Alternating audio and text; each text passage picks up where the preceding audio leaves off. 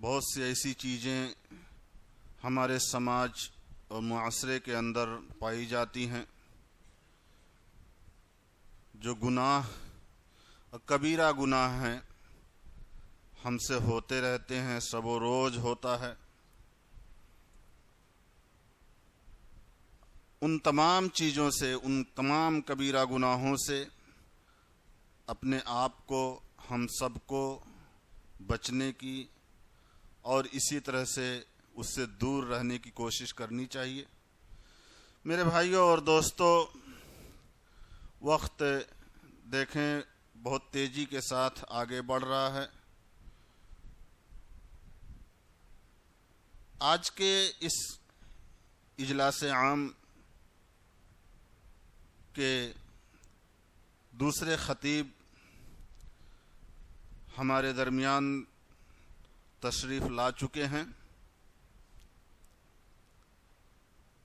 آپ کے سامنے بڑے ہی ادب و احترام کے ساتھ میں اپنے مہمان محترم فضیلۃ الشیخ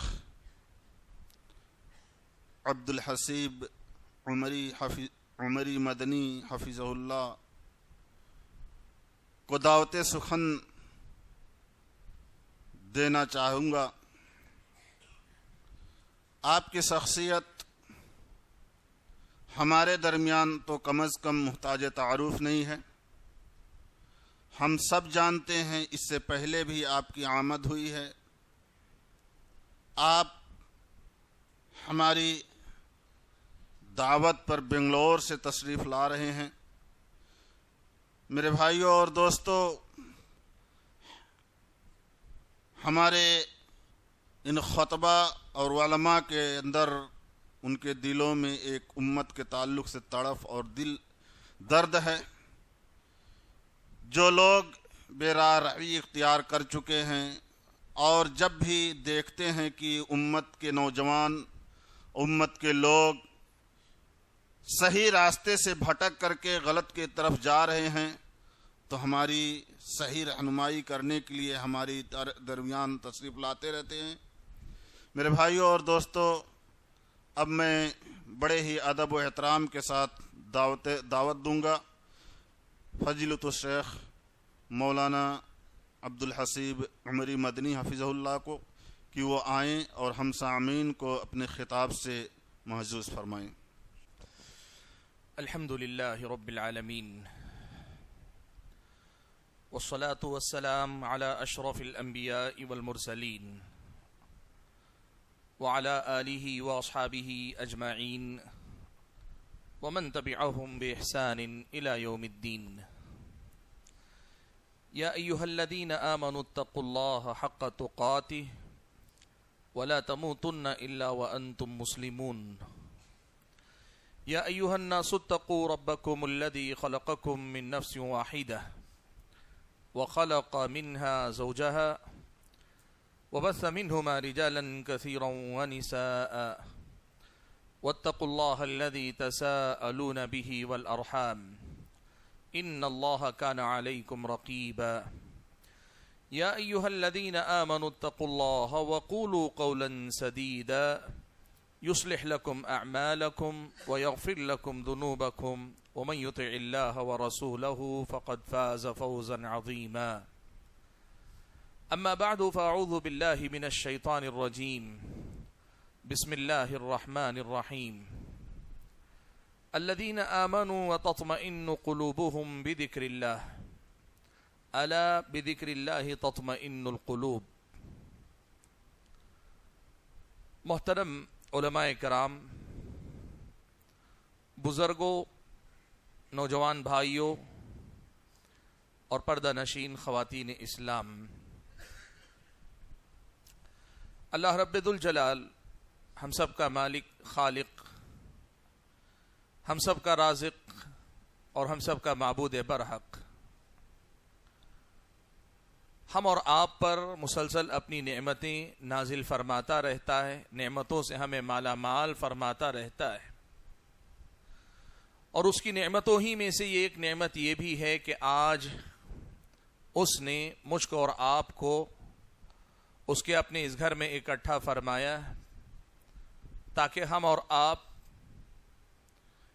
کتاب و سنت کی کچھ ایسی تعلیمات سننے سنانے کا اہتمام کریں جو تعلیمات ہم اور آپ کو ہمارے اور آپ کی زندگی کا محاسبہ کرنے کی طرف لے جائیں، ہمارے اور آپ کے عمل کی سدھار کی طرف لے جائیں، ہمارے اور آپ کے عقیدے، عمل، اخلاق، ہمارے اور آپ کے معاملات اور ہمارے اور آپ کے سبھی مسائل میں جہاں کہیں کوئی غلطی ہمیں سمجھ میں آ جاتی ہو اس کی اصلاح کی طرف ہم آگے بڑھ سکیں۔ حاضرین گرامی، میں نے آپ حضرات کے سامنے قرآن مجید کی جو آیت کریمہ پڑھ کر سنائی ہے، اس آیت میں اللہ تبارک و تعالی نے ایک بہت بڑی حقیقت کا تذکرہ کیا ہے، اور وہ حقیقت یہ ہے کہ زندگی میں اطمینان اور سکون کی جو دولت ہے، یہ اطمینان اور سکون کی دولت اللہ تبارک و تعالی کس کو عطا فرماتا ہے؟ ظاہر بات ہے یہ کس کو ملتی ہے یا کیسے ملتی ہے، یہ جاننے سے پہلے ہم اور آپ کو یہ جاننا ضروری ہوگا کہ کیا ہمیں سکون و اطمینان کی ضرورت ہے؟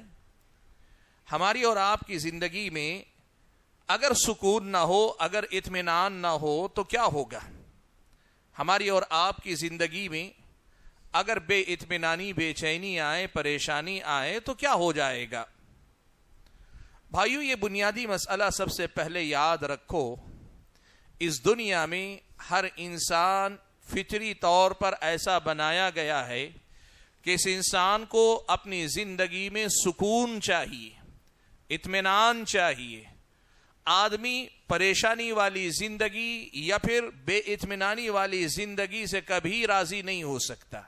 آپ اس کا اندازہ لگائیں کہ حضرت آدم علیہ السلام کو اللہ نے پیدا فرمایا، حضرت حوا کو اللہ نے پیدا نہیں فرمایا تھا۔ آدم علیہ السلام کو پیدا کرنے کے بعد اللہ تبارک و تعالی نے جنت میں رکھا۔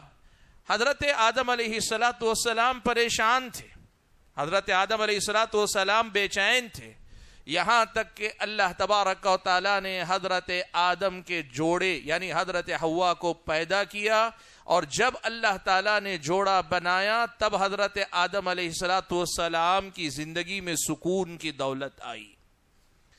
آپ یہیں سے اندازہ لگا سکتے ہیں کہ ایک انسان کی زندگی میں سکون کی جو دولت ہے، اطمینان کی جو دولت ہے، وہ کس قدر معنی رکھتی ہے۔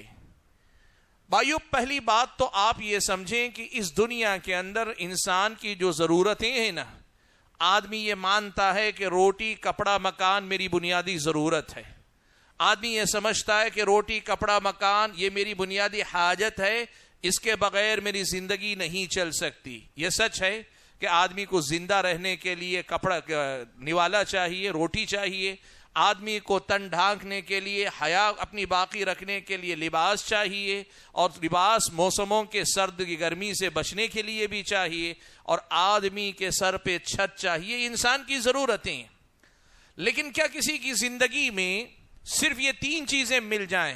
آدمی پیٹ بھر کھانے والا، اچھے لباس پہننے والا اور ایک مناسب گھر میں رہنے والا ہو جائے، ان تین چیزوں سے ایک آدمی کی زندگی، مطمئن زندگی، پرسکون زندگی، قابل رشک زندگی، ایک ایسی زندگی جس کی مثال دی جا سکے، ایک انسان کو کیا واقعی معنوں میں ایسی زندگی نصیب ہو جاتی ہے؟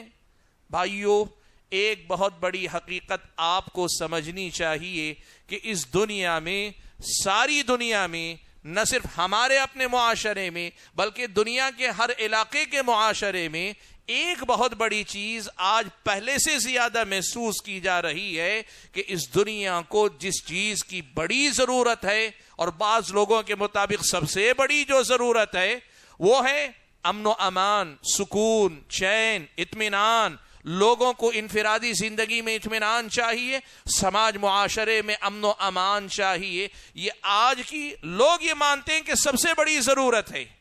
بحیثیت مسلمان ہم یہ مانتے ہیں کہ سب سے بڑی ضرورت اللہ تبارک و تعالیٰ کی توحید ہے، جہاں سے امن و امان بھی آئے گا اور امن و امان پھیلے گا بھی۔ لیکن ایک عام دنیا کی نظر میں آپ دیکھیں کہ امن و سکون یا پھر یہ کہ اطمینان کی دولت کتنی بڑی چیز ہے. ایک عام انسان یہ سمجھتا ہے کہ بغیر سکون اور اطمینان کے اس دنیا کی زندگی، اس کی اپنی زندگی بے معنی ہو کر رہ جاتی ہے. میں آپ کے سامنے آج اسی حوالے سے کچھ بڑی ہی اہم باتیں رکھنا چاہتا ہوں کہ سکون ہمیں کہاں ملے گا، کیسے ملے گا. اس سکون کے حوالے سے سب سے پہلی بات جو مجھ کو اور آپ کو جاننا چاہیے وہ یہ ہے کہ سکون کہتے کس کو ہیں اور سکون ملتا کہاں ہے ایک آدمی کو. سکون ایک آدمی کو کہاں ملتا ہے؟ دیکھیے آج کی دنیا میں جو آدمی فقر و فاقے سے، بے روزگاری سے گزر رہا ہے نا، اس کو لگتا ہے کہ میری زندگی کی پریشانیوں کا، ساری پریشانیوں کا حل یہ ہے کہ مجھے اچھا روزگار مل جائے یا میرے پاس اتنا پیسہ آ جائے کہ میں بے نیاز ہو جاؤں، میری زندگی کے سارے ٹینشن پریشانیاں ختم ہو جائیں گی. جو آدمی بیمار ہیں وہ یہ سمجھتا ہے کہ جس دن مجھے شفا مل جائے گی، بیماری سے نجات مل جائے گی، چھٹکارا مل جائے گا، اس دن میری زندگی میں سکون اور اطمینان آ جائے گا.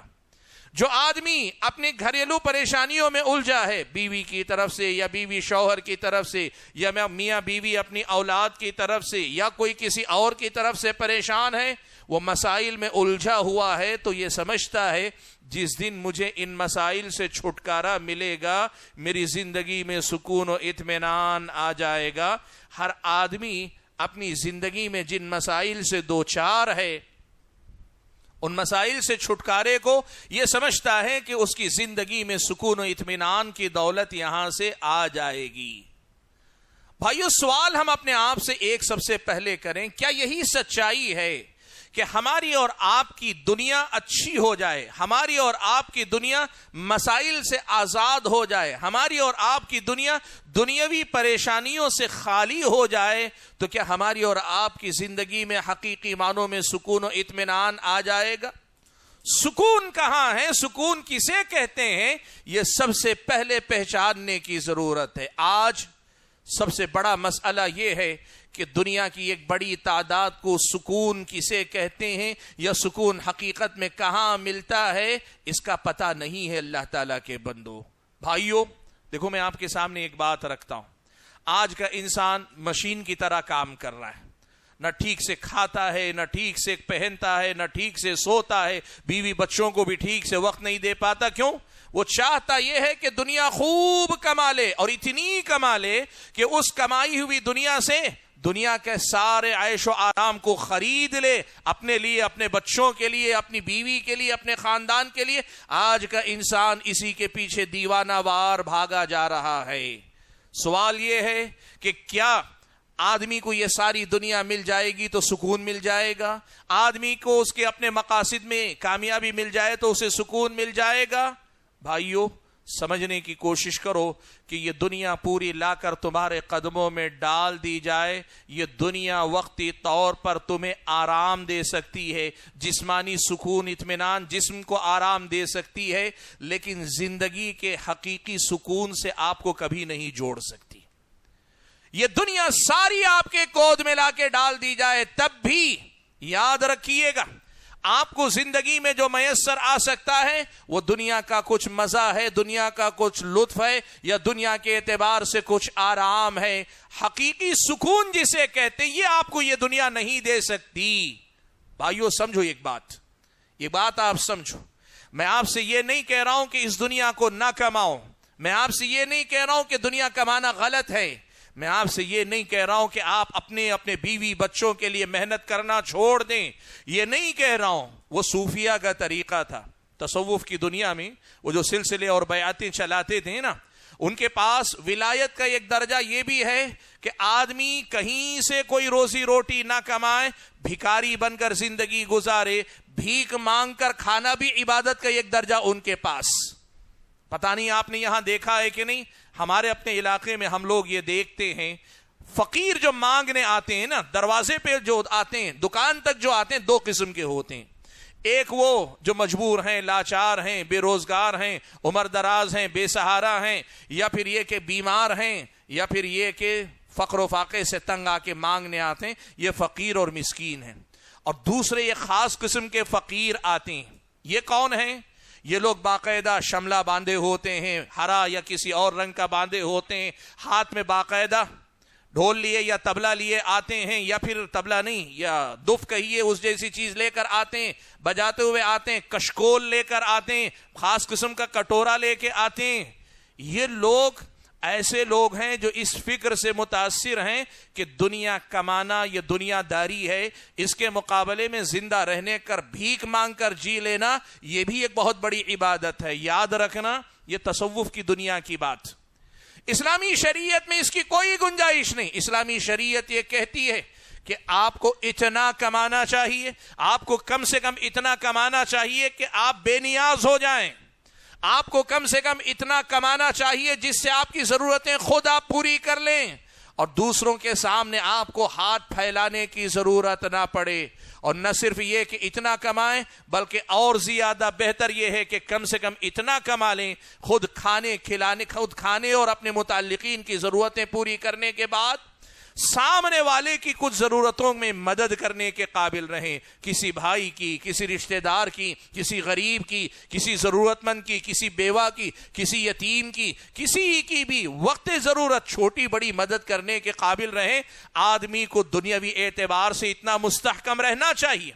اسلامی شریعت نے یہی ہم اور آپ کو سکھایا ہے. دیکھیے اللہ کے نبی صحابہ کے ساتھ بیٹھے ہوئے، صحابہ نے دیکھا ایک صحابی ہیں، بڑے صحت مند ہیں، بڑی اچھی پرسنالٹی کے مالک ہیں اور وہ گزر رہے ہیں. یہاں بیٹھے مجلس میں صحابہ نے ان کو دیکھا تو کہا کیا زبردست پرسنالٹی ہے، کیسے جوان مرد، کیسے طاقتور آدمی ہیں، کیا ہی اچھا ہوتا کہ یہ اللہ کی راہ میں نکلتے، یعنی جہاد کے لیے نکلتے تو اچھا ہوتا.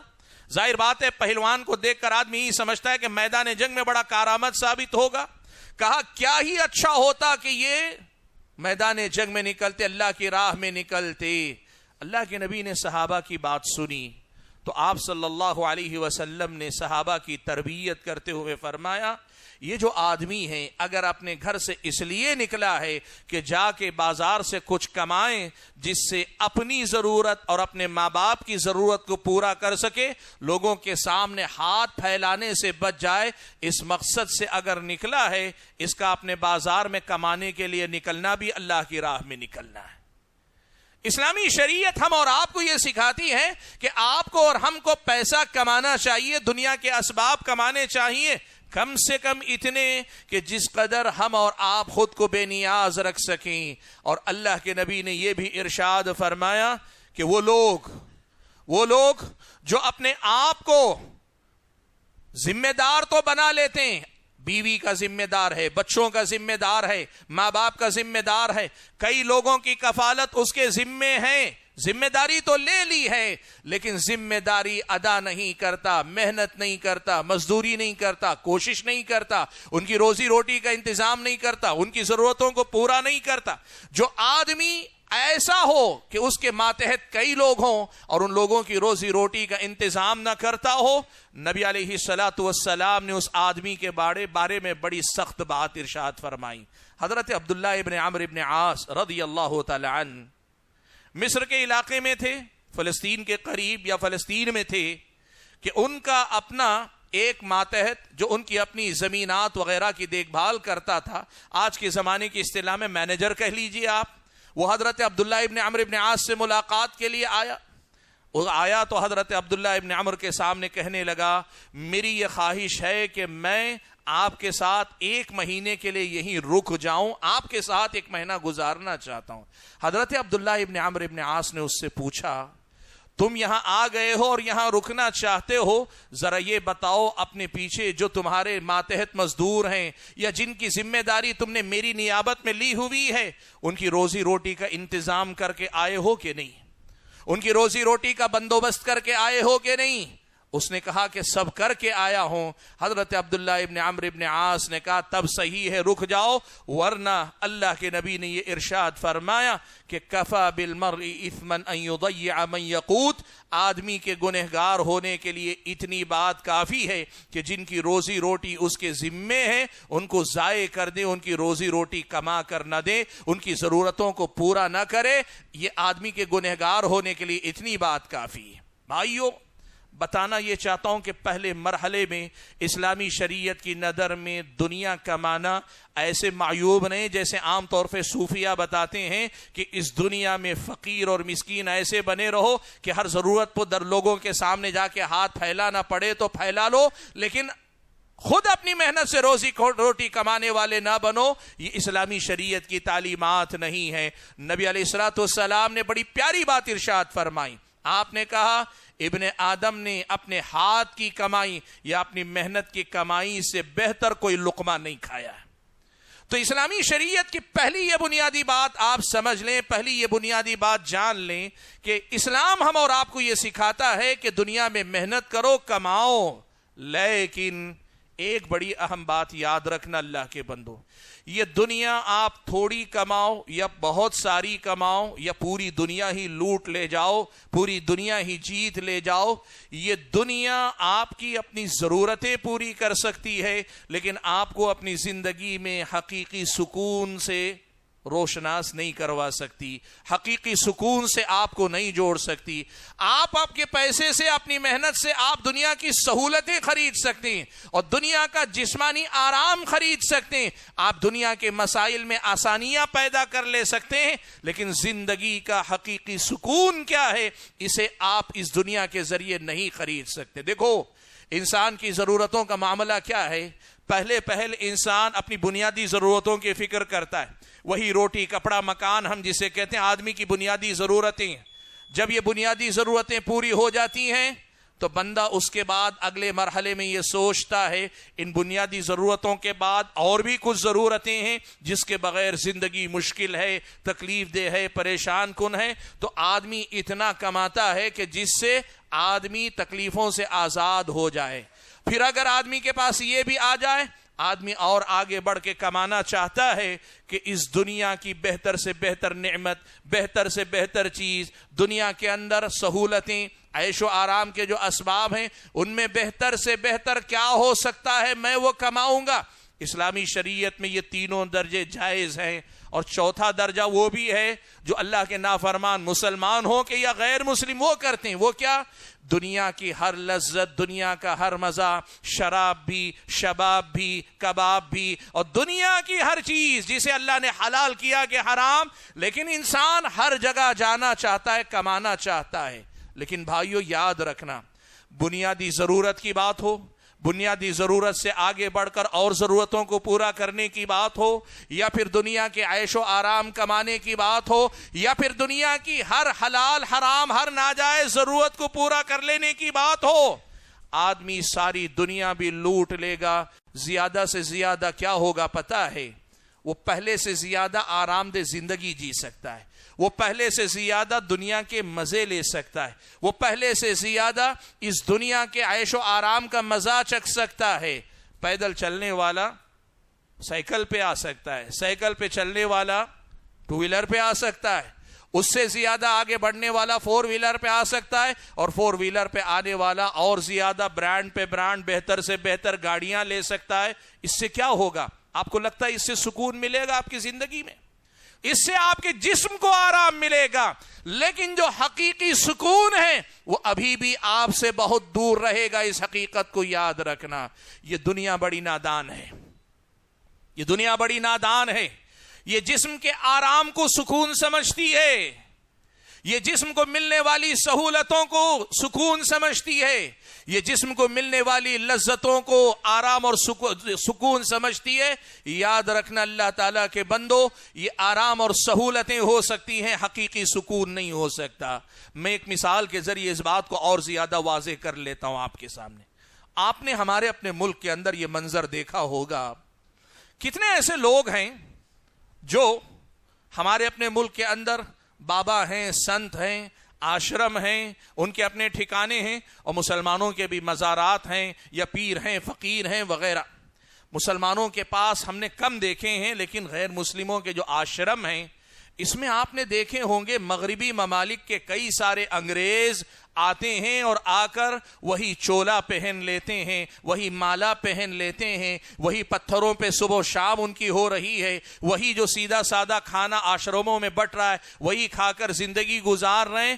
آپ اگر ان افراد کی, آنے والے کون, کوئی برطانیہ سے آ رہا ہے, کوئی امریکہ سے آ رہا ہے, کوئی یورپ کے کسی ملک سے آ رہا ہے, وہ ممالک جو مادی ترقی, دنیاوی ترقی کے اعتبار سے ہمارے اپنے ملک سے کئی گنا بہتر زندگی, وہاں کا لوگوں کا طرز معیشت, زندگی جینے کا ڈھنگ ہم سے زیادہ بہتر ہے. آپ اگر موازنہ کر کے دیکھ لیں, وہاں کے عام انسان کے لیے حکومتوں سے ملنے والی سہولتیں ہمارے اپنے ملک میں ملنے والی بعض سہولتوں سے زیادہ ہیں. کشادہ سڑکیں, پاک صاف شہر, اور معاشی اعتبار سے اتنے مستحکم, مالی اعتبار سے اتنے مالدار ہیں, اپنا مکان ہے, اپنا کاروبار ہے, اور مکان کے اندر آرام کے سارے اسباب ہیں. زندگی جینے کے لیے جتنی آپ کے پاس آج مشینیں آپ ایجاد کر رہے ہیں نا, اس سے کئی گنا بہتر ان مغربی ممالک کے لوگوں کے پاس موجود. ان سب سے آگے بڑھ کر ان ممالک کے اندر آزادیاں بھی زیادہ ہیں. وہاں کا اصول یہ ایک ہے کہ آپ کسی کو نقصان نہ کیجئے, آپ کسی کا نقصان نہیں کرتا تو آپ کی اپنی زندگی میں آپ کو بڑی چھوٹ ہے. لگ بھگ ایسے کہ آپ پر کوئی پابندی نہیں. ان لوگوں نے شراب کا مزہ بھی چکھا ہے, شباب بھی انہوں نے چکھ لیا ہے, اور کباب بھی چکھ لیا. دنیا کا کوئی مزہ نہیں, سب انہوں نے چکھ لیا. جب ان کی زندگی میں وہاں یہ ساری سہولتیں موجود ہیں, بالفاظ دیگر پوری دنیا ان کی گود میں پڑی ہوئی ہے, تو پھر ایسی کیا چیز ہے کہ جس کی تلاش میں وہ اپنا دکان, اپنا مکان, اپنا کاروبار, اپنا خاندان, اپنا گھر, اپنا علاقہ, اپنے دوست احباب سب چھوڑ چھاڑ کر آ رہے ہیں, اور آ کر یہاں آشرموں کی یہ سخت زندگی جینا چاہتے ہیں. بھائیو, ایک بہت بڑی حقیقت یاد رکھنا, ہم میں سے ہمارے اپنے ملک میں بالخصوص مسلمانوں میں جو غریب طبقہ ہے, متوسط درجے سے نیچے کا طبقہ, اسے سمجھتا ہے کہ زندگی کا عیش و آرام دنیا سمیٹ لینے میں ہے. تو یہ ان کو سمجھنا چاہیے کہ اگر یہی حقیقت ہوتی تو یہ مغربی ممالک کے سارے سیاح, یہ انگریز, یہ گورے لوگ, یہ مرد, یہ عورتیں, ان میں سے بہت سارے جوان ہیں, بوڑھے بھی نہیں, بڑھاپا بھی نہیں, عین جوانی کی حالت میں اس ملک میں کیوں آ رہے ہیں؟ اس لیے کہ انہوں نے اس دنیا کی ہر چیز کو برت کر دیکھ لیا, ہر چیز کو الٹ پلٹ کر دیکھ لیا, ہر چیز کو کھنگال کر دیکھ لیا, ہر چیز کو استعمال کر کے دیکھ لیا. ان کو ایک چیز سمجھ میں آ گئی, مزہ بھی آتا ہے, آرام بھی ملتا ہے, اور دنیا آسان بھی ہو جاتی ہے. لیکن ایک چیز ہے جسے کہتے ہیں اندرون کا خلا, اسے کہتے ہیں اپنے باطن کا خلا, اندر کا خالی پن, اور اسے کہتے ہیں اصل میں انسان کی روح کی ضرورت, انسان کی اپنی روح کی غذا, انسان کی اپنی روح کی حاجتیں, انسان کی اپنی روح کی ایک بھوک ہوتی ہے. اس روح کی جو بھوک ہے, اس بھوک کو مٹانے کا اس دنیا کے پاس کوئی سامان نہیں ہے. اسی کا نتیجہ ہے کہ دنیا بہت اچھی ہو کر بھی انہیں پتا ہے کہ اس دنیا کے اندر سکون نہیں ہے. سکون تو حقیقت میں روح کی غذا میں ہے, روحانیت میں ہے. اسی لیے مغربی دنیا کے یہ لوگ مشرق چل کر آتے ہیں, بابا اور سنتوں کے درباروں میں زندگی گزارتے ہیں, مہینے گزارتے ہیں, سالہ سال بتاتے ہیں کہ کہیں سے سکون کی دولت ان کو میسر آ جائے. بھائیو سمجھا کرو, اللہ تعالیٰ نے ہم اور آپ کو دو چیزوں کا مرکب بنایا. ایک ہمارا جسم ہے, ایک ہمارا اپنا جسم ہے, اور دوسری طرف اللہ تعالیٰ نے ہماری روح کو پیدا کیا. بعض اہل علم نے بڑی اچھی تفصیل لکھی ہے, کہتے ہیں اللہ نے انسان کے جسم کو مٹی سے پیدا کیا, اور مٹی کے بعد اگلے انسانوں کو بھی اللہ تعالیٰ نے ایک ماں اور ماں باپ کے نطفے اور ماں کے بیضے انڈے سے پیدا کیا. یہ دونوں چیزیں بھی وہ دونوں زمین کی جو غذائیں کھاتے ہیں انہی سے اللہ تعالیٰ نے پیدا کی. جسم کو اللہ تعالیٰ نے زمین پر بنایا, تو انسان نے انتظام یہ کیا کہ زمین پر انسان کے جسم کی جتنی ضرورتیں ہیں ان ضرورتوں کو پورا کرنے کے لیے اسباب زمین ہی میں رکھ دیے، اور اللہ نے انسان کو عقل دے دی کہ تم اپنی عقل کا استعمال کرو، اپنی سمجھ بوجھ کا استعمال کرو، اس دنیا کو کھولو، اس دنیا میں تحقیق کرو، نئی نئی ایجادات لاؤ، اپنے جسم کی ضرورتیں بلکہ جسم کو آرام دینے والے اسباب جتنے زیادہ بنا سکتے ہو بناتے چلے جاؤ۔ لیکن یاد رکھو، دوسری چیز جس سے تمہیں اللہ تعالیٰ نے بنایا وہ تمہاری اپنی روح۔ بچہ اپنی ماں کے پیٹ میں 4 مہینے کا جب ہوتا ہے، ایک فرشتے کے ذریعے اللہ تبارک و تعالیٰ روح کو بھیجتا ہے جو اس کے جسم میں پھونکی جاتی ہے۔ یاد رکھو اللہ کے بندو، جیسے ہی ایک آدمی کے پیٹ کی بھوک ہوتی ہے، آدمی کی اپنی پیاس ہوتی ہے، اسے کھانا چاہیے، اسے پانی چاہیے، وقت پہ نہ ملے تو تکلیف ہوتی ہے، بھوک کی شدت کا احساس ہوتا ہے، پیاس کی شدت کا احساس ہوتا ہے۔ ایسے ہماری اور آپ کی روح کی بھی ایک غذا، میری اور آپ کی روح کی بھی ایک غذا ہے۔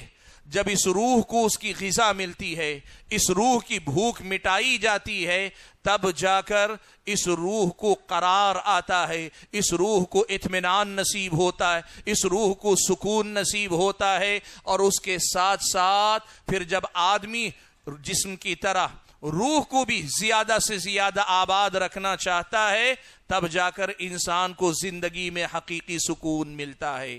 بھائیو، آج ایک بہت بڑی سچائی یہ ہے کہ بحیثیت مسلمان اللہ نے ہم اور آپ کو توحید کی دولت سے مالا مال کیا، اور اللہ تعالیٰ نے ہم اور آپ کو اس سے اپنے آپ سے جوڑ کے رکھا۔ ہمیں اللہ تعالیٰ نے ہماری اپنی روح کی غذا عطا فرمائی ہے، اور اللہ تعالیٰ نے اس کتاب مبین قرآن مجید کے ذریعے یہ بتایا ہے کہ تمہاری اپنی روح کی بھی غذا ہے جس کا تمہیں اہتمام کرنا چاہیے۔ دنیا والوں کا مسئلہ یہ ہے کہ یہ مغربی دنیا، یہ جو جسم کی پجاری ہے، جسم کی دیوانی ہے، وہ جسم کے آرام میں سکون تلاش کر کے حیران ہے، پریشان ہے، اسے معلوم نہیں کہ زندگی کا حقیقی سکون جسم کے آرام سے زیادہ اپنے روح کی غذا، اپنے روح کو بھرنے، اپنی روح کو اپنے اندرون کو آباد کرنے سے ملتا ہے۔ سکون حقیقت میں یہاں سے ملتا ہے، اس کا اندازہ مغربی دنیا کو نہیں ہے۔ لیکن ہمارے اور آپ کے مسلمان کا مسئلہ یہ ہے کہ ہمارا ایک مسلمان بھائی یہ بات بخوبی جانتا ہے کہ روحانیت سے اس کی زندگی میں سکون آتا ہے، لیکن دنیا والوں کی طرح جیسے دیوانہ وار دنیا کے پیچھے بھاگ رہے ہیں، وہ دنیا نہیں جانتی سکون کیا ہے، کہاں ملتا ہے۔ وہ دنیا نہیں جانتی سکون کیا ہے، کہاں ملتا ہے۔ وہ دنیا کے پیچھے ہی بھاگ کر سکون تلاش کرنا چاہتی ہے۔ ہمارا مسلمان جانتا ہے سکون کہاں ہے، لیکن وہاں سے سکون تلاش کرنے کے بجائے دنیا داروں کے پیچھے پڑ کے اسی دنیا میں سکون تلاش کرنا چاہتا ہے۔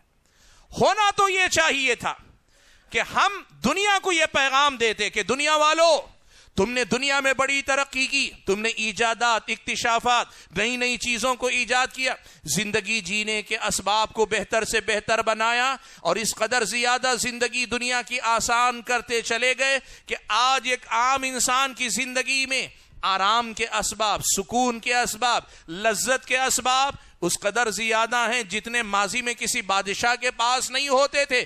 دنیا والوں، تم نے اتنی ترقی کی ہے، لیکن تمہیں نہیں پتا کہ روح کی بھی ایک غذا ہوتی ہے، سکون کی بھی ایک دولت ہوتی ہے۔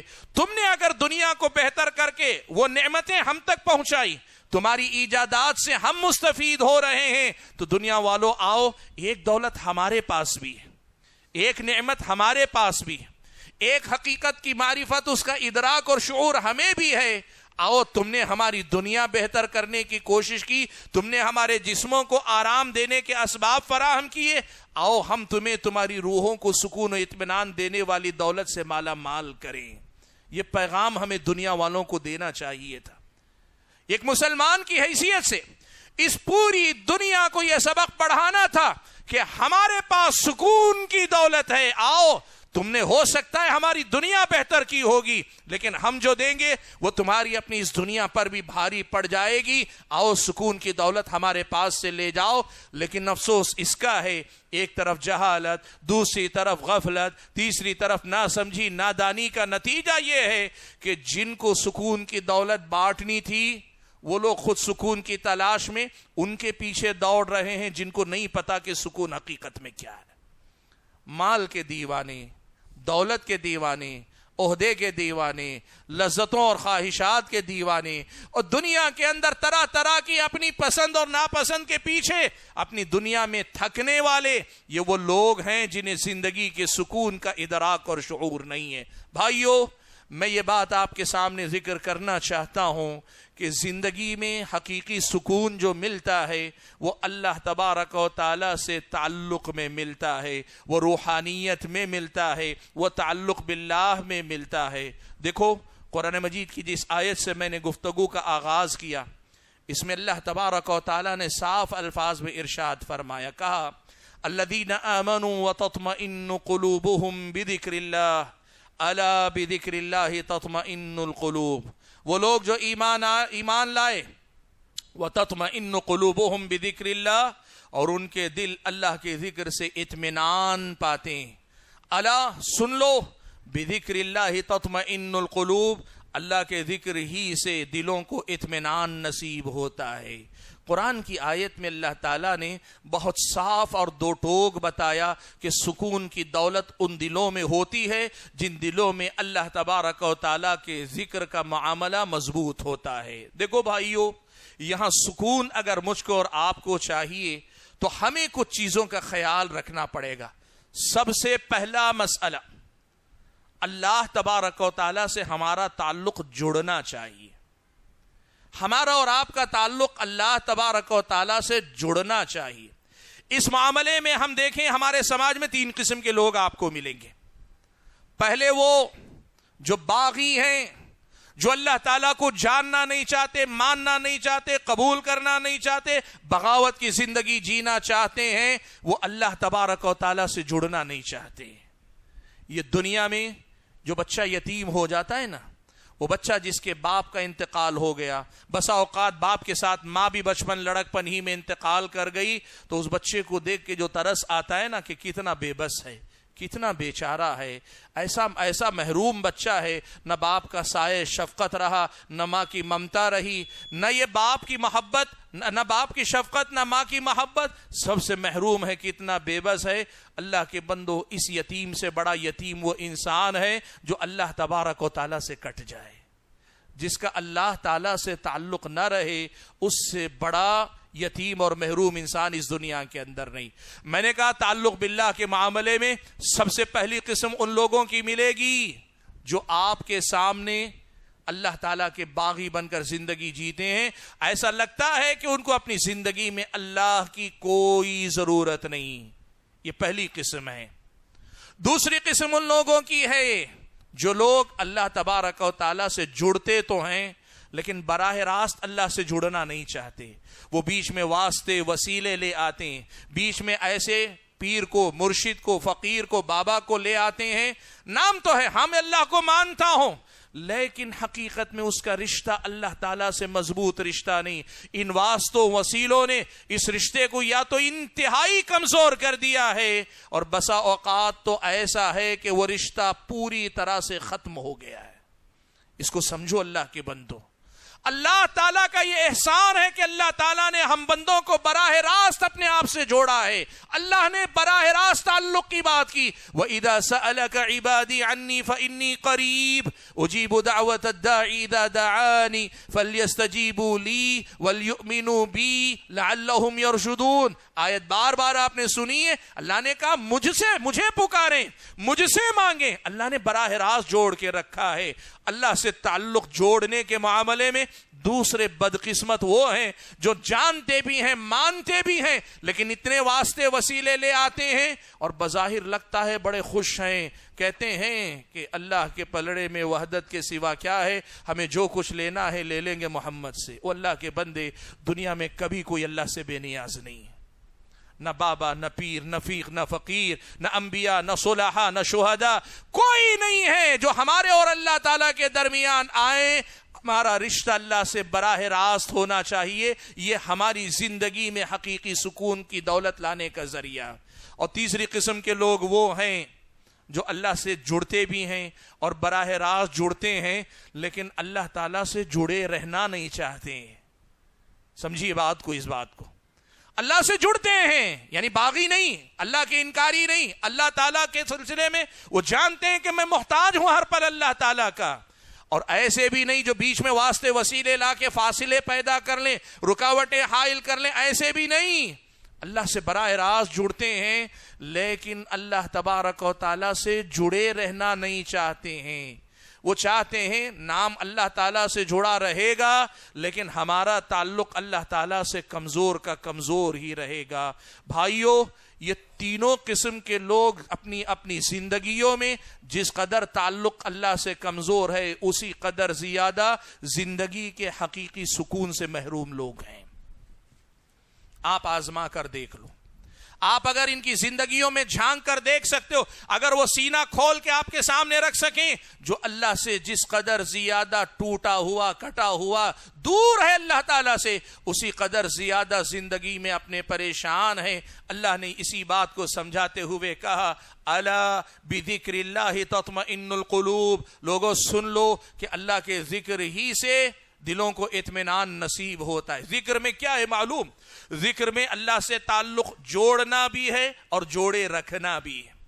اللہ تعالیٰ سے تعلق جوڑنا بھی ہے اور جوڑے رکھنا بھی ہے، تسلسل کے ساتھ مسلسل یہ تعلق میرا اور آپ کا اللہ تعالیٰ سے جڑا رہے۔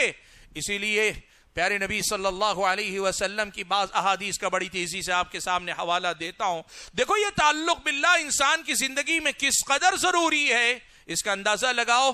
پیارے نبی صلی اللہ علیہ وسلم کے اس بارے میں صحابی نے نقل کیا کہ کان یذکر اللہ فی کل احیانہ، یعنی رسول اکرم صلی اللہ علیہ وسلم ہر حال میں اللہ تعالیٰ کا ذکر کیا کرتے تھے۔ شارحین نے لکھا اللہ کے نبی باوضو ہوتے تب بھی اللہ کا ذکر ہوتے، اور وقتی طور پہ جب آپ کا وضو ٹوٹ جاتا اس وقت بھی اللہ تبارک و تعالیٰ کا ذکر کرتے۔ اللہ کے نبی ذکر سے کبھی غافل نہیں ہوتے۔ وجہ کیا ہے؟ یہ ذکر ہے جو اللہ سے مجھ کو اور آپ کو جوڑے رکھتا ہے۔ ایک صحابی اللہ کے نبی کے پاس آئے، کہنے لگے یا رسول اللہ ان شرائع الاسلام قد کثرت علی، اے اللہ کے رسول اسلامی شریعت کی یہ احکام، یہ تعلیمات بہت زیادہ ہو گئی ہیں، فدلنی علی امر اتشبث بہ، اللہ کے نبی ان ساری تعلیمات میں سے ایک ایسی تعلیم بتا دیجئے میں اس کو مضبوطی سے پکڑ لوں، میں اس کو مضبوطی سے تھام لوں۔ اللہ کے نبی نے کیا فرمایا؟ کہا اللہ کے نبی صلی اللہ علیہ وسلم نے لا یزال لسانک رطبا من ذکر اللہ، خیال رکھو کہ تمہاری زبان ہمیشہ اللہ کے ذکر سے تر رہنی چاہیے۔ بھائیو، اللہ کے ذکر میں کیا ہے؟ ہم کیا سمجھتے ہیں سبحان اللہ الحمدللہ یہ صرف کلمات ہیں؟ نہیں، یہ وہ رشتہ، اٹوٹ رشتہ، مضبوط رشتہ، لا زوال رشتہ، بے مثال رشتہ ہے جو انسان کی زندگی میں ایسے سکون کی دولت کو اتار دیتا ہے کہ اس جیسے سکون کا دنیا میں کوئی تصور بھی نہیں کرتا۔ آج کی سچائی یہ ہے کہ دنیا کی ایک بڑی تعداد ہے جس نے اس سکون کا مزہ چکھا بھی نہیں آج تک۔ وہ تعلق باللہ کا جو سکون ہے نا، اس سکون کا مزہ لوگوں نے چکھا بھی نہیں ہے۔ یہی وجہ ہے کہ آج بھی انہیں اس سکون کی اہمیت کا اندازہ نہیں ہے، اس سکون کی اہمیت اور ہماری زندگی میں اس کی ضرورت کا اندازہ نہیں ہے۔ اللہ کے بندو، زندگی کے اس حقیقی سکون کو تلاش کرنے کی کوشش کرو، اس کو پانے کی کوشش کرو۔ دیکھو پیارے نبی صلی اللہ علیہ وسلم نے کتنے آسان الفاظ میں یہ سمجھا دیا۔ اللہ کے نبی نے ارشاد فرمایا، ذکر کی اہمیت بیان کرتے ہوئے کہا، مثل الذي يذكر ربه والذي لا يذكر ربه كمثل الحي والميت۔ اللہ کے نبی نے فرمایا وہ جو اپنے رب کو یاد کرتا ہے اور دوسرا وہ جو اپنے رب کو یاد نہیں کرتا، ان دونوں کی مثال زندے اور مردے کی ہے۔ ذکر سے جس کا تعلق ہے وہ زندہ ہے، جو اللہ کو یاد رکھے، یاد کرتا رہے، وہ زندہ ہے، اور جو اللہ تعالیٰ کے ذکر سے غافل ہو جائے وہ مردہ ہے، اللہ کے نبی نے کہا۔ علامہ ابن قیم رحمت اللہ علیہ نے ایک انسان کی زندگی میں اللہ کے ذکر سے سکون کی کتنی دولت آتی ہے اسے ایک مثال کے ذریعے سمجھاتے ہوئے کہا ہے کہ ایک بندہ اگر اللہ کا ذکر کرنے والا ہو، اللہ کے ذکر کا عادی ہو، اور وہ بندہ اللہ کے ذکر سے غافل ہو جائے تو اس کی حالت کیسی ہوتی ہے؟ کہا اس مچھلی جیسی ہوتی ہے جس مچھلی کو پانی سے باہر ڈال دیا گیا ہو، جس مچھلی کو نکال کر پانی سے باہر ڈال دیا گیا ہو اور وہ مچھلی تڑپ رہی ہو۔ ابن قیم نے لکھا ہے ذکر کی لذت کو جان لینے والا دل جب ذکر نہیں کرتا وہ بھی ویسے ہی تڑپتا ہے جیسے وہ مچھلی جو پانی سے نکال کر باہر ڈال دی گئی. بھائیو، اللہ تعالیٰ سے تعلق جوڑے رکھنا یہ اصل میں ہماری اور آپ کی زندگی میں حقیقی سکون لاتا ہے. اور یہ بھی یاد رکھو، گراف طے ہے، تعلق جتنا ہے سکون اتنا ہے، تعلق جیسا ہے سکون ویسا ہے، گہرا ہے سکون کی دولت بھی گہری ہے، سطحی ہے سکون بھی اوپر سے ہے. یہ دنیا کی سب سے بڑی معرفت ہے، سب سے بڑی پہچان ہے کہ بندہ اللہ تبارک و تعالیٰ کو پہچاننے کے بعد اللہ کا ہو کر رہ جائے، اللہ سے جڑا رہے. سبحان اللہ. جس دن ہماری اور آپ کی زندگی میں ہم اور آپ یہ ساری دنیا بھی ہمارے قدموں میں آئے، تب بھی اللہ تبارک و تعالیٰ کے ذکر سے غافل ہونے والے، اس کی یاد سے غافل ہونے والے نہیں بنیں گے. اس دن حقیقی معنوں میں ہم دنیا کے عقل مند انسان ہوں گے.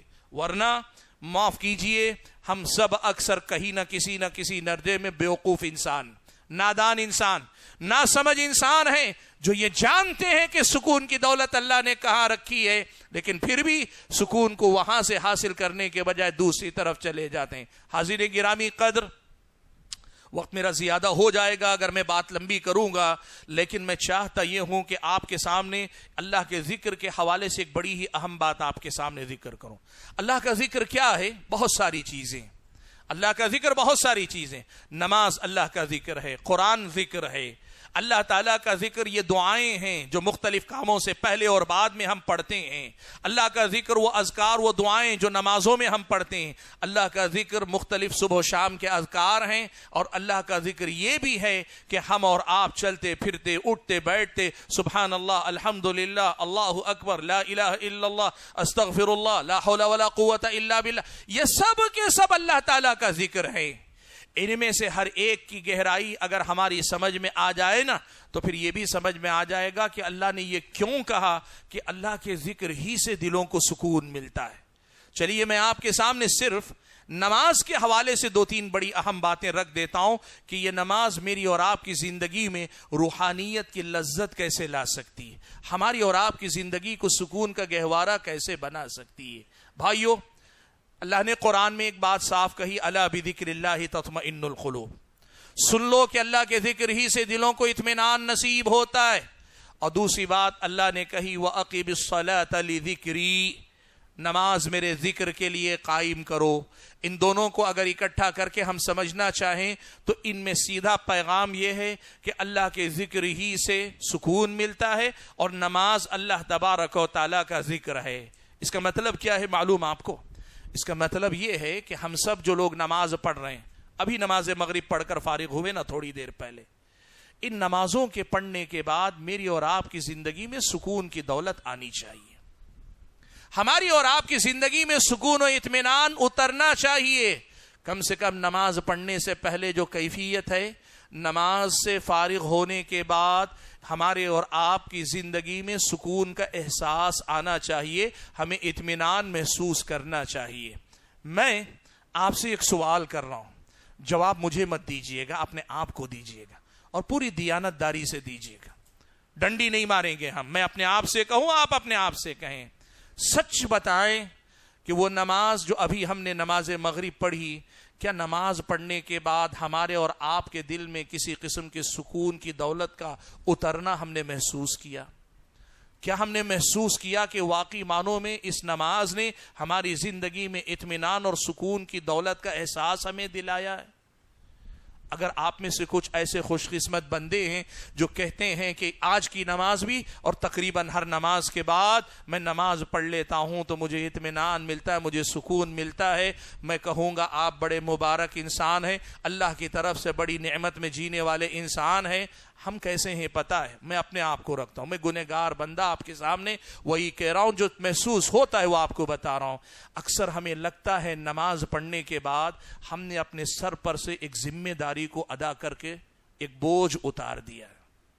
ہم نماز کے بعد ذمہ داری کے ادا کرنے کے احساس سے تو گزرتے ہیں، لیکن اس لذت اور مزے کے احساس سے نہیں گزرتے، اس سکون اور اطمینان کے تجربے سے نہیں گزرتے جو اس نماز میں ہمیں حاصل ہونا چاہیے.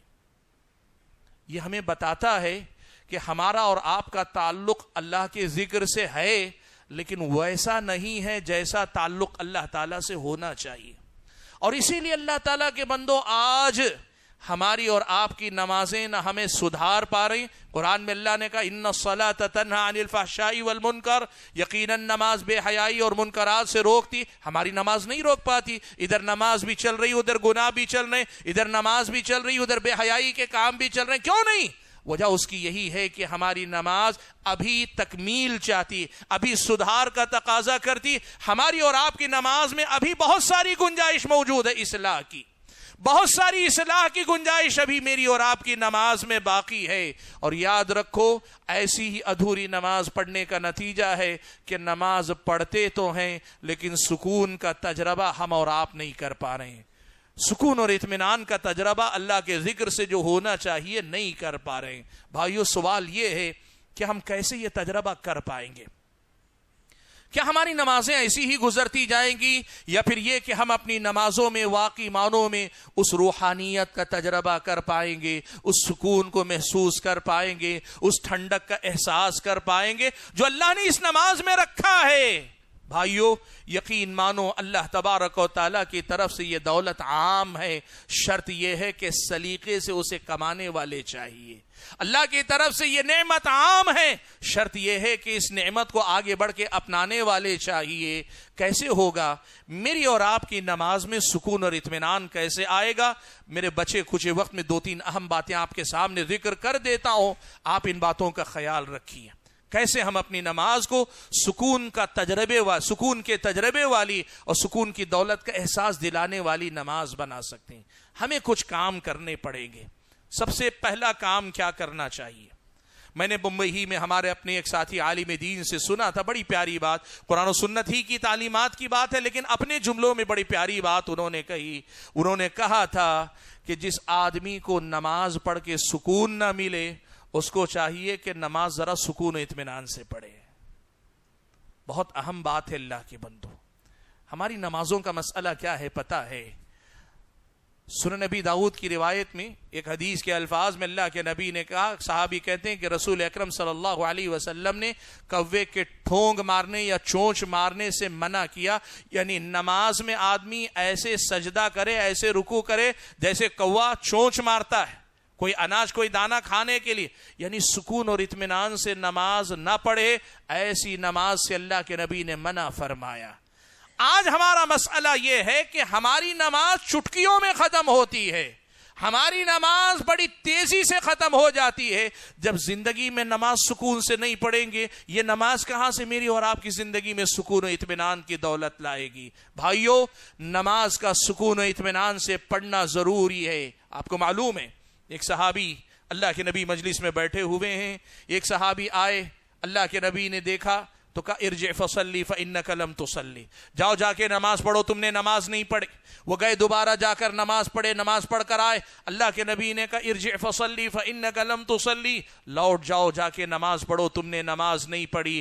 صحابی 1 سے 2 مرتبہ جب جا کر آئے تو انہوں نے کہا اللہ کے نبی، جس نے آپ کو نبی بنا کر حق کے ساتھ بھیجا ہے، اس سے اچھی نماز پڑھنی مجھے نہیں آتی، میں اس سے زیادہ اچھی نماز نہیں پڑھ سکتا. اللہ کے نبی نے کیا فرمایا؟ اللہ کے نبی نے پھر ان کو نماز سکھائی. آپ دیکھو، نماز سکھائی تو کوئی نیا رکن اللہ کے نبی نے جیسے قیام چھوڑ دیا ہو، رکوع چھوڑ دیا ہو، سجدہ چھوڑ دیا ہو، نہیں، یہ سب تھے. لیکن اللہ کے نبی نے جس بات کی تعلیم دی وہ کیا تھی؟ کہا ہر رکن میں اطمینان کو برقرار رکھو. قیام کرو تو اطمینان سے قیام کرو، رکوع کرو تو اطمینان سے رکوع کرو، سجدہ کرو تو اطمینان سے سجدہ کرو. اللہ کے نبی نے یہ بات صحابی کو سکھائی. کہنے کا مطلب کیا ہے؟ آدمی جب نماز سکون سے پڑھتا ہے تب پھر اس نماز میں آدمی کو سکون کا احساس ہوتا ہے، سکون کا تجربہ ہوتا ہے. یہ تیز رفتار نماز آدمی کو اطمینان نہیں دلا سکتی. ہاں یاد رکھو، البتہ اسلام نے یہ ضرور کہا کہ فرض نماز جو ہوتی ہے، اس فرض نماز کو لمبی نہیں ہونا چاہیے. فرض نماز کو درمیانہ ہونا چاہیے. کتنا درمیانہ ہونا چاہیے؟ اتنا کہ ارکان پوری طرح ادا ہو جائیں اور پھر لوگوں کو بوجھ محسوس نہ ہو. اس لیے کہ امام کے پیچھے آنے والے کوئی کمزور ہوتا ہے، کوئی بیمار ہوتا ہے، کوئی بوڑھا ہوتا ہے، ان کا خیال کر کے فرض نماز کو ہلکی رکھنی چاہیے. لیکن नफिल नमाज सुन्नतें इतनी लंबी, इतनी इत्मीनान की पढ़नी चाहिए कि वाकई मानों में सुकून का तजर्बा करवाने वाली ये नमाज बन जाए। आपको मालूम है, माई आयशा सिद्दीका फरमाती हैं अल्लाह के नबी सल्लल्लाहु अलैहि वसल्लम रात में क़ियाम करते थे। 2-3 हदीसें तेजी से उसके बारे में गिना दूं। एक तो अल्लाह के नबी ने कहा, हजरत आयशा ने कहा अल्लाह के नबी के बारे में, फला तसअल अन हुस्निहिन व तूलिहिन, तुम मत पूछो कि वो नमाज कितनी खूबसूरत होती थी और कितनी लंबी नमाज अल्लाह के नबी रात में पढ़ा करते थे। दूसरी हदीस में ये अल्फाज आए, अल्लाह के नबी रात में इतना लंबा क़ियाम करते थे कि आपके पैरों में सूजन आ जाती, वरम आ जाता, पैरों में सूजन आ जाती। और एक तीसरी हदीस में ये अल्फाज आए, अल्लाह के नबी सजदा करते थे, सजदा इतना ही लंबा होता, उतना ही लंबा होता जितना कि आपका क़ियाम लंबा हुआ करता था। सुकून और इत्मीनान के साथ नमाज पढ़ा करो। अपनी नमाज में सुकून हासिल करना है तो नमाज में सुकून हमारी जिंदगी में आना चाहिए, एक बात। दूसरी बात, भाइयों देखो, नमाज मुझको और आपको रूहानियत के तजर्बे से यकीनन गुजार सकती है, लेकिन उसके लिए जरूरी होगा कि नमाज में दाखिल होने से पहले अपने दिमाग को खारिजी जो ख्यालात हैं उनसे पाक करो। कैसे होगा? देखो, अल्लाह ताला ने तकरीबन हर नमाज से पहले और बाद, सिवाय फजर और मगरिब, फजर और असर की, बाद में अल्लाह ने कोई सुन्नत नहीं रखी, कोई नमाज नफिल नमाज जायज नहीं करार दी। बकिया उसके अलावा हर नमाज से पहले और बाद मसनून अल्लाह ताला ने इबादतें रखी, सुन्नत मुअक्कदा हैं या गैर मुअक्कदा, लेकिन अल्लाह ने सुनन और नवाफिल रखी। आज एक तजर्बा आप करो। हमारा मसला यह है कि हम में बहुत सारे अहबाब सीधे तकबीर तहरीमा में आना चाहते हैं और सलाम फिरने के साथ उठकर बाहर जाना चाहते हैं। नतीजा क्या होता है? वक्त देख कर आते हैं, बड़ी तेजी से आते हैं, तकबीर तहरीमा कह के इमाम के पीछे शामिल हो जाते हैं। जिस्म तो सफ में आ गया, दिमाग अभी बाजार में है, दिमाग अभी घर में है, दिमाग अभी दोस्तों की महफिल में, दिमाग अभी उस मसरूफियत में है जिसमें था। संभालते संभालते, नफ्स को लगाते लगाते, दिमाग को खींच कर लाते लाते 1-2 रकात इसी फिक्र में निकल जाती हैं। और कई बार आदमी इसमें नाकाम होता है तो फिर जिस्म तो यहां रहता है, दिमाग वहां रहता है। और दूसरी तरफ आदमी को नमाज फेर कर, सलाम फेर कर फौरन दौड़ने की भी फिक्र होती है, तो नमाज के आखिरी वक्त में आइंदा के लिए शैतान मंसूबे बनाता रहता है। सलाम फेर कर फौरन ऐसे उठूंगा, यहां जाऊंगा, ये करूंगा, उसे कॉल करूंगा, इससे मिलूंगा, फला कारोबारी के पास जाऊंगा, ये करूंगा। आधी नमाज जो छोड़ कर आया उसकी फिक्र में और बाकी आधी नमाज जो जाके करना है उसकी फिक्र में गुजर जाएगी, तो बताओ ये नमाज जिंदगी में सुकून कैसे लाएगी? और माफ करना, हम में की अक्सरियत के फराइज ऐसी ही कैफियत से दो चार है। आप अपने आप से पूछो, अपने आप से पूछो कि फर्ज नमाजों में हमारे दिलों की हाजिरी की कैफियत क्या है? जिस्म तो हाजिर है, दिमाग गायब है, दिल गायब है। ऐसी नमाजों से मेरी और आपकी जिंदगी में सुकून की दौलत नहीं आ सकती। मैं कह रहा था कि आप पहले और बाद की सुन्नतों की हिफाजत कर लें तो क्या होगा?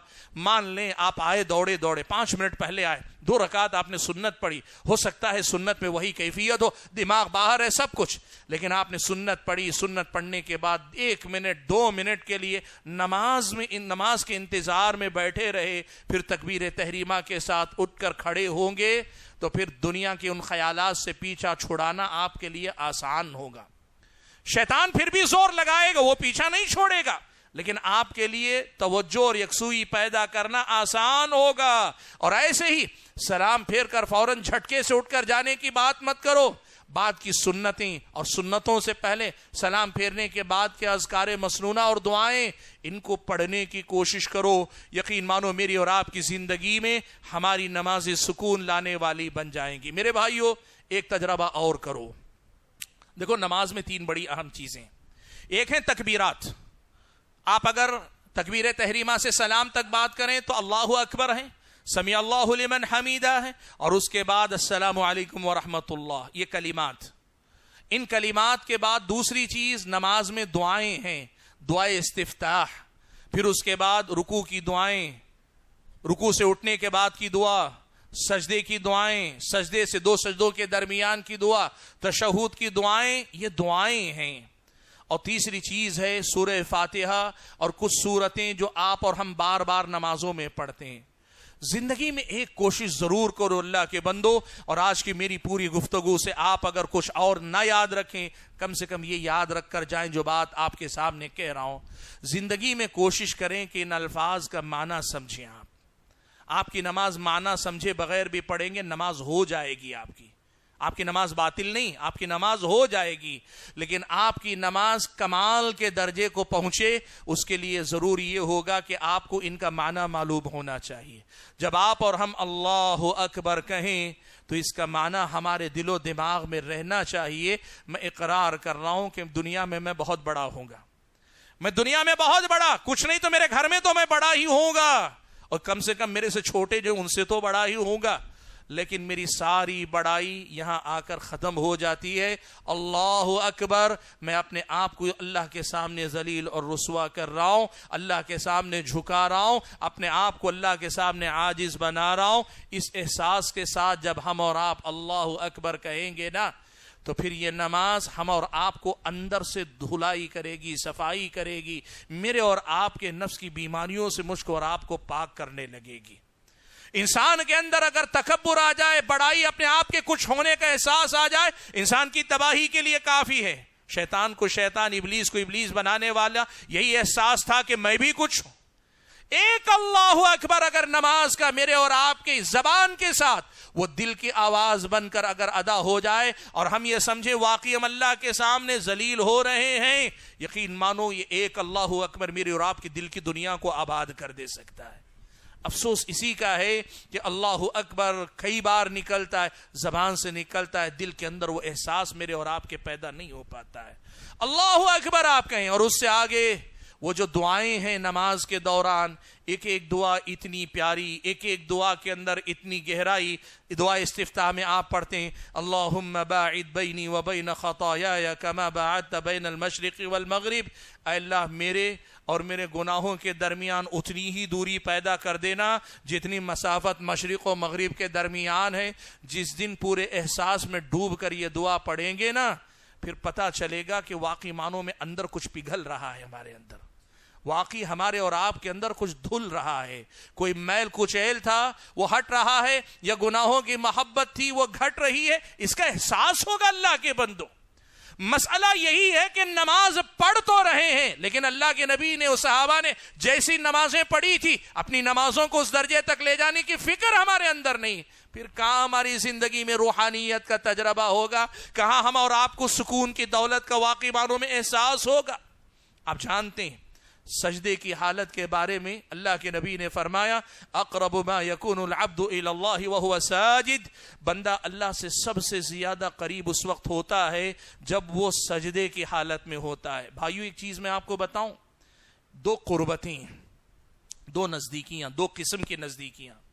ایک قربت، ایک نزدیکی یہ ہے کہ بندہ اللہ سے قریب ہوتا ہے، اور دوسری قربت اور نزدیکی یہ ہے کہ اللہ بندے سے قریب ہوتا ہے۔ ہماری زندگی کے ہم وہ بدقسمت انسان ہیں کہ ابھی تک ہم نے اللہ سے قریب ہونے کا تجربہ احساس کے درجے میں ہم نے نہیں کیا۔ ہم اعمال انجام دے رہے ہیں اور انشاءاللہ اللہ ہمیں قریب کر رہا ہے، ہم اللہ کے قربت اپنا رہے ہیں، لیکن اس احساس کا، اس مزے کا کہ سجدے میں سر جھکانے کے بعد آدمی کو لگے کہ میں واقعی اللہ کے سامنے سر جھکائے ہوئے ہوں اور اللہ سے قریب تر ہوتا جا رہا ہوں، اور یہ احساس کہ میں قریب ہوتے ہوتے اس مقام پہ بھی پہنچوں گا جہاں اللہ مجھ سے قریب ہوگا۔ اس احساس والی نماز جس دن پڑھیں گے نا، اس دن آپ کو کہنے کی ضرورت نہیں پڑے گی سجدہ لمبا کرو، رکوع لمبا کرو، یہ کہنے کی ضرورت نہیں ہوگی۔ جھکا ہوا سر سجدے سے نہیں اٹھے گا میرا اور آپ کا اللہ کے بندو۔ افسوس اسی کا ہے کہ ہماری زندگی میں ایسی نمازیں باقی نہیں رہ گئی۔ ہو سکتا ہے ہر نماز ہم ایسی نہ پڑھیں، لیکن ایسا بھی تو نہیں ہونا چاہیے کہ زندگی میں کبھی ایسی کوئی نماز ہمیں نصیب نہ ہو سکتا ہے کہ ہم مشغول ہیں، مصروف ہیں، بیمار ہیں، صحت نہیں، فلاں نہیں، ہو سکتا ہے ہر نماز میں وہ کیفیت نہ آتی ہو، لیکن کچھ نمازیں تو ایسی ہونی چاہیے وہ جو ہم سنتے ہیں نا، ابھی میں نے آپ کے سامنے بتائی حدیث میں اللہ کے نبی صلی اللہ علیہ وسلم کے بارے میں یہ بات آئی، اللہ کے نبی اتنا لمبا سجدہ کرتے کہ اگر اندازہ لگا جائے تقریباً 50 آیتوں کی تلاوت اتنے وقت میں کر لی جاتی. ہمیں لمبا سجدہ کرنے کی بات کی جائے، ہم یقیناً یہ کر سکتے ہیں. میں نے تسبیحات کتنی بار پڑھی، سبحان ربی الاعلیٰ، یسبح قدوس رب الملائکۃ والروح، جو دعائیں ہم گن کے بتا میں نے اتنی مرتبہ پڑھی. میرے بھائیوں، ان دعاؤں کو گن کر پڑھنے سے زیادہ ضروری یہ بھی ہے کہ ہم اور آپ اس کے معانی اور مطالب میں ڈوبنے کی کوشش کریں. جس دن یہ سجدہ مجھ کو اور آپ کو نصیب ہوگا، اس دن یہ نماز میری اور آپ کی اصلاح کر دے گی. وہ ایک سجدہ جسے تو گراں سمجھتا ہے، 1000 سجدوں سے دیتا ہے آدمی کو نجات. بھائیو، وقت میرے پاس نہیں رہ گیا کہ میں آپ کے سامنے اور باتیں کروں، لیکن ایک بات کہہ کر ضرور میں اپنی بات ختم کرنا چاہوں گا. نماز اتنی بڑی دولت ہے اللہ کے بندوں کے، دنیا میں ہم سے زیادہ خوش قسمت کوئی نہیں کہ اللہ نے نماز جیسی دولت ہم کو عطا کی. سوچو ہمارا درجہ کیا، ہماری حیثیت اللہ نے کتنی بڑھا دی. اللہ نے کہا قسمت الصلاۃ بینی و بین عبدی نصفین، میں نے نماز کو میرے اور میرے بندے کے درمیان آدھا آدھا بانٹ لیا ہے. آپ سمجھتے ہیں نماز آپ پڑھ رہے ہیں، حدیث کے ان الفاظ کے مطابق آدھی نماز آپ کے پاس ہے، آدھی نماز اللہ کی طرف ہے. اللہ کے نبی بیان فرماتے، اللہ نے آگے فرمایا بندہ الحمدللہ رب العالمین کہتا ہے تو اللہ کہتا ہے حمیدنی عبدی، میرے بندے نے میری تعریف کی. بھائیو، ایک لفظ یہ عبدی جو لفظ ہے نا، اس پہ رک کر اگر ہم سوچ لینا، دنیا میں اس سے بڑا اعزاز انسان کو مل نہیں سکتا کہ رب ذوالجلال مجھے اور آپ کو کہہ دے یہ میرا بندہ ہے. سبحان اللہ. اور ہر نماز کے الحمدللہ رب العالمین پہ اللہ ہم اور آپ سے کہتا ہے. یہ جس دن ہم یہ محسوس کر لیں گے نا، پھر دنیا کی ساری شان و شوکت اور دنیا کی ساری دولت اور دنیا کی ساری عزتیں یہ سب جوتے کی نوک پر ہوں گی، لیکن نماز میں اللہ سے قربت کے اس احساس کا کوئی بدیل ہمارے سامنے نہیں ہوگا. حمیدنی عبدی، ہماری حیثیت کیا ہے. سبحان اللہ. سلف صالحین میں سے بعض نے تکبر کے موضوع پہ گفتگو کرتے ہوئے ایک پیاری بات لکھ کے کہتے ہیں، مجھے تعجب ہوتا ہے انسان اپنے آپ کو کیسے بڑا سمجھنے کی ہی جرت کرتا ہے، جبکہ اس دنیا میں آیا تو 2 مرتبہ پیشاب کی جگہ سے گزرنے کے بعد دنیا میں آیا. انسان کی یہی حقیقت ہے. معمولی سے ایک نطفے سے تو انسان پیدا ہوا ہے.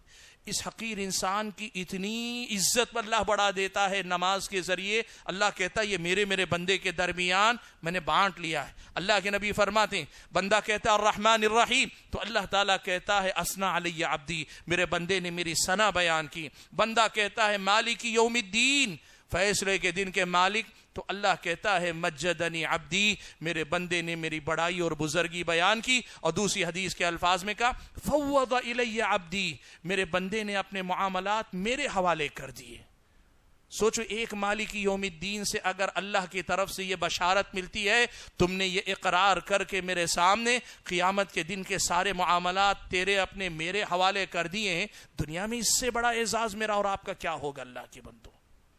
اور پھر بندہ کہتا ایاک نعبد و ایاک نستعین، ہم تیری ہی عبادت کرتے ہیں اور تجھی سے مدد مانگتے ہیں. تو اللہ کہتا ہے ہذا بینی و بین عبدی، یہ میرے اور میرے بندے کے درمیان معاہدہ، میرے اور میرے بندے کے درمیان اگریمنٹ ہے. اللہ کے بندو، دنیا میں اس سے بڑا کوئی اعزاز نہیں، مقام نہیں. اسی لیے نماز میں اللہ کے سامنے کھڑے ہونے سے بڑی دنیا میں کوئی لذت نہیں، دنیا میں کوئی مزہ نہیں، دنیا میں کوئی دولت نہیں، دنیا میں کوئی مقام نہیں جو اس کی جگہ لے سکے. سوچو ہماری حیثیت کیا. رب العالمین کہہ رہا اگریمنٹ ہے میرے بندے کے درمیان. آج اگر کوئی سیاستدان چلتے چلتے حال چال پوچھ لے تو 1 مہینے تک ہم پھولے رہتے ہیں. صاحب نے مجھے پوچھا، سیاستدان چلتے چلتے آپ سے پوچھ لے کیا بھائی بہت دن سے نظر نہیں آئے. آدمی کہہ دے کیا ہوا ماں باپ ٹھیک ہیں، وہ پوچھ لے کیسے تمہاری صحت ٹھیک ہے، آدمی پھولے نہیں سماتا ہے. یہاں دیکھو رب العالمین کہتا ہے یہ میرے بندے کے درمیان معاہدہ ہے. اور اللہ کے نبی نے کہا اللہ یہ بھی کہتا ہے وَلِعَبْدِي مَا سَأَلَ، اب میرا بندہ جو مانگے گا میں دینے کے لیے تیار ہوں. تو بندہ پھر کہتا ہے ایاک نعبد و ایاک نستعین، کہ اے اللہ، بندہ یہ کہتا ہے اہدنا الصراط المستقیم صراط الذین انعمت علیہم غیر المغضوب علیہم ولا الضالین. اللہ کہتا ہے ھذا لعبدی، میں نے یہ بندے کو دے دیا ہے. سبحان اللہ. بھائیو، جس دن نماز میں ہو سکتا ہے امام کے پیچھے اتنی مہلت نہ ملے، لیکن اپنی نفل میں، اپنی سنت میں، اور خاص طور پر اپنی خلوت میں، تنہائی میں، جہاں کوئی آپ کو دیکھنے والا نہ ہو، آپ ہوں، آپ کا رب ہو. اللہ کے نبی نے حدیث میں فرمایا نمازی انما یناجی ربہ، نمازی اپنے رب سے مناجات کر رہا ہے، سرگوشی میں بات کر رہا ہے، چپکے چپکے بات کر رہا ہے. اس کیفیت کا تجربہ اپنی زندگی میں اگر ہم اور آپ کر لیں گے نا، دنیا کے کسی انٹرٹینمنٹ میں یہ طاقت نہیں کہ اس لذت کا ادنا سا بھی مزہ ہمیں چکھا دے. میرے بھائیوں، میں آج آپ کے سامنے جو بات رکھنا چاہتا تھا وہ بہت مختصر سی بات ہے. حقیقت میں وہ کیا ہے؟ اس زندگی میں اللہ تعالیٰ نے حقیقی سکون کی پہچان ہم اور آپ کو دی ہے. وہ سکون کہاں اور کیسے ملتا ہے اللہ نے ہم اور آپ کو سکھایا ہے. ہمیں یہ چاہیے کہ خود اس کا تجربہ کر کے اس سے مستفید ہو کر ساری دنیا کو اس سکون کی دولت کو بانٹتے پھرے، ساری دنیا کو یہ دینے کی کوشش کریں. یہ بیوقوفی نہ کریں کہ سکون کی دولت ہمارے پاس ہے، ہم دنیا والوں کے پیچھے گھومتے ہوئے ان کی دنیا میں سکون تلاش کرنے کی کوشش کریں. اللہ سے میری دعا ہے کہ اللہ تعالیٰ مجھے، آپ سبھی حضرات اور خواتین کو جو کچھ ہم کہتے ہیں کہنے اور سننے سے زیادہ عمل کرنے کی توفیق عطا فرمائے. اور جب اللہ تعالیٰ جب تک دنیا میں رکھے ایمان اسلام پر قائم رکھے، اور جب اپنے پاس بلائے تو ایمان کی حالت میں بلائے. اور ہمارے اپنے بھائی جن حضرات نے، ادارے نے، مسجد نے یہ پروگرام مرتب کیا، یہ پروگرام ترتیب دیا ہے، اللہ تعالیٰ ان کو جزائے خیر عطا فرمائے اور ان سے ایسے ہی دین کا کام اللہ تعالیٰ تا دیر لیتا رہے. آمین. وآخر دعوانا ان الحمد للہ رب العالمین.